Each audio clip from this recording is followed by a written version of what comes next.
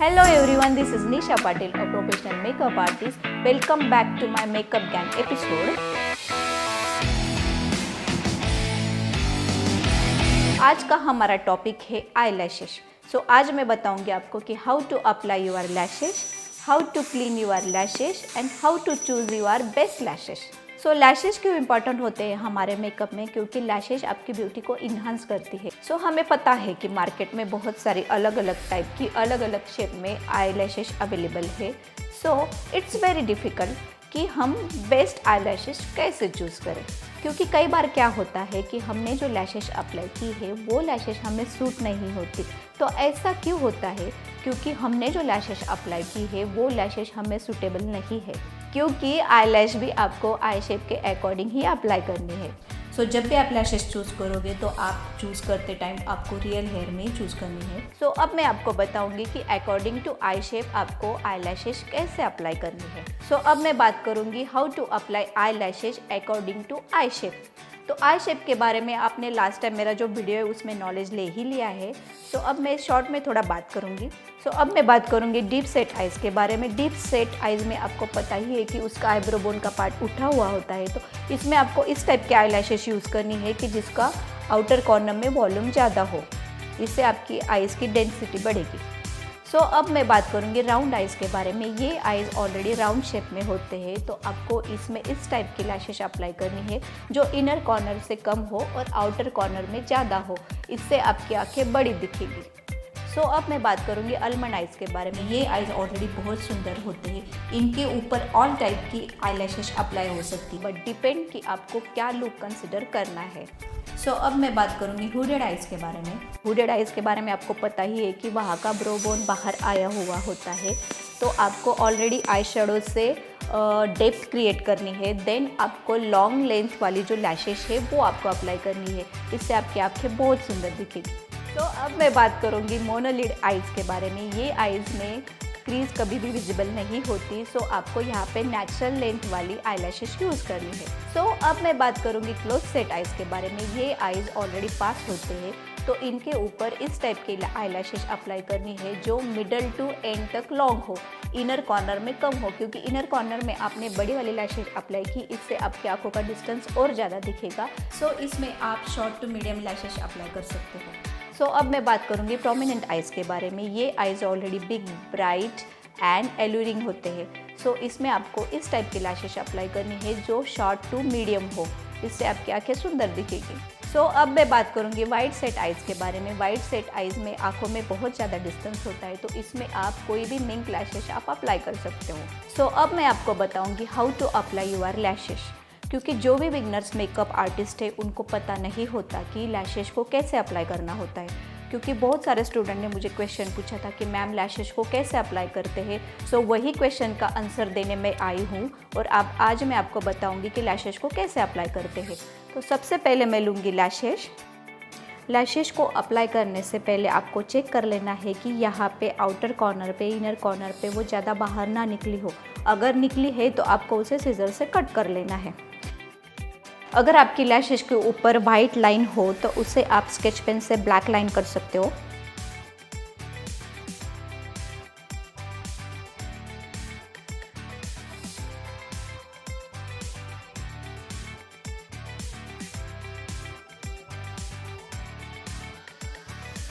Brush से आपको glue लगाना है इस तरह।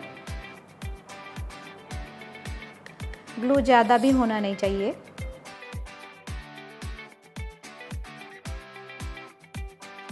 देन उसे आप 15 to 30 सेकंड दे ड्राई होने में। देन आपकी आंखों की पोजीशन कुछ इस तरह चाहिए, आइज डाउन। देन आपकी लैशेस जो है मिडल में आपको अप्लाई करनी है सबसे पहले, then inner corner, then outer corner. So देखो आप कितनी इजी टेक्निक से आपकी लैशेस अप्लाई हो चुकी है। देन मिडल में आपकी लैशेस,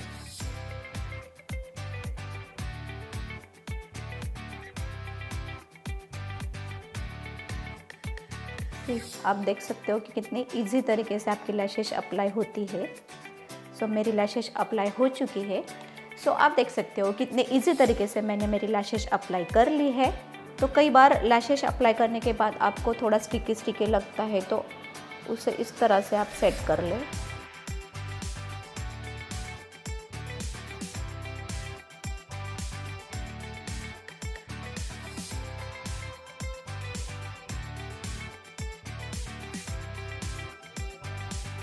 तो आपकी लैशेस अप्लाई हो चुकी है। सो अब मैं आपको बताऊंगी कि लैशेस को कैसे क्लीन करना है। कि हम लोग बहुत सारी महंगी वाली लैशेस लेके आते हैं, तो आप उसे एक बार यूज़ करके फेंक देते हो। पर जो भी महंगी वाली लैशेस होती है उसे आप 2 से 3 बार या 4 से 5 बार यूज़ कर सकते हो। सो उसे कैसे क्लीन करना है वो मैं आज आपको बताने वाली हूँ। अब मैं लूँगी एक बाउल, उसके बाद मेकअप रिमूवर। आपके पास जो भी मेकअप रिमूवर हो वो आप यूज़ कर सकते हो। देन उसके बाद मैंने जो भी लैशेस यूज़ की है पहले वो निकाल के रखी है इस तरह। आप देख सकते हो लैशेस कितनी ख़राब हो चुकी है। तो अब मैं उसे थोड़ा हाथों से क्लीन करूँगी। जो भी यहाँ पे ग्लू लगा है उसे थोड़ा केयरफुली निकालूंगी। आप देख सकते हो कुछ इस तरह ग्लू निकलता है आपका। इस तरह से मैंने सारे लैशेस की ग्लू निकाल ली है हाथ से।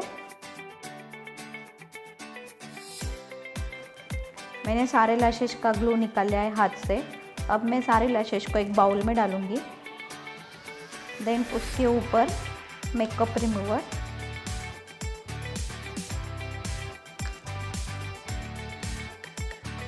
इसको मैं 15 से 20 मिनट भिगो के रखूँगी।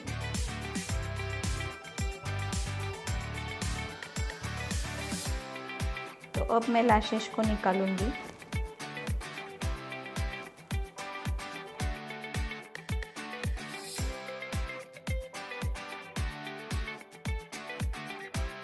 इसे मैं थोड़ा बर्ड से क्लीन करूंगी।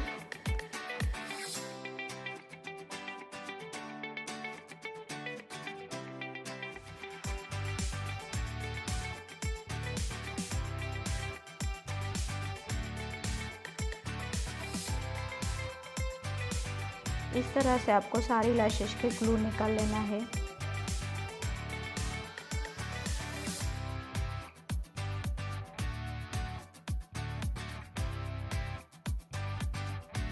इस तरह से आप देख सकते हो कि लैशेस हमने जो पहले लैशेस देखी थी वो कैसी ख़राब थी, वो अब नई बन चुकी है।